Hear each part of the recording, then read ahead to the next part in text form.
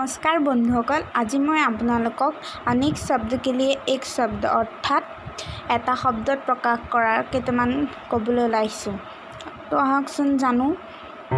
जिसका जन्म पानी से होता है जलज जार जन्म पानी পৰা হয় जलज जो जड़ से पानी पीता है वृक्ष जी हिपार পৰা पानी खाई वृक्ष जिसका कभी जन्म नहीं होता अजन्मा जार केতিয়াও जन्म नहीं हुआ अजन्मा जो दूसरों की भलाई करता हो परोपकारी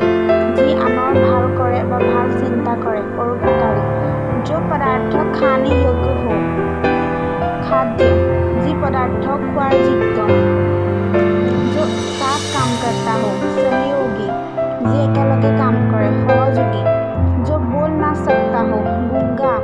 जिए कथा कब নোৱাৰে गूंगा जिसके समान दूसरे ना हो अद्वितीय जार समान और द्वितीयजन নাই अद्वितीय जो आदर देने योग्य हो आदरणीय जाक आदर दियार योग्य आदरणीय जिसका जन्म बादल से होता है वारिद जार जन्म मेघर পৰা হয় वारिद थैंक यू।